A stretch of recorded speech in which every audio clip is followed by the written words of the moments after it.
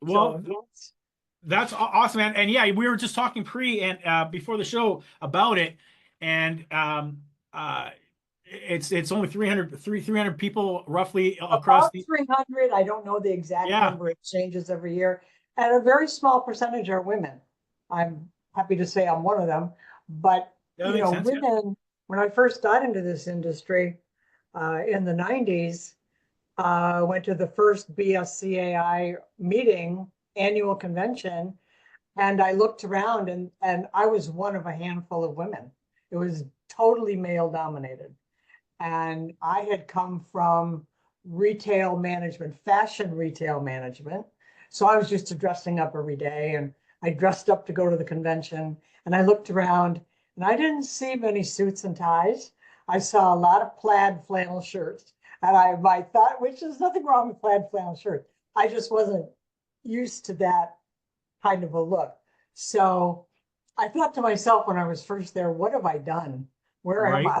You know, but I love the industry. I made some lifelong friends from that original group and ended up being a speaker for them. So, it's been a great journey. It's been a lot of Yeah, and fun. we'll get into that. You're quite prolific, and you got the Polishing Profits podcast with Ed Selcrow and who's the other Mark Anderson. Mark Anderson, Yes. and I see you posting all the time on LinkedIn. So we met and talked a few years ago as well. So um, uh, which leads me into the first question. You kind of touched upon it a little bit, but how does someone go from what do you say to Retail. retail to Yes.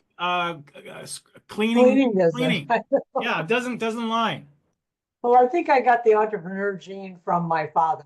He was an entrepreneur and had his own business. So I knew I always wanted to have my own business. I didn't care necessarily what kind of business, something that I could make money and have a nice life and enjoy.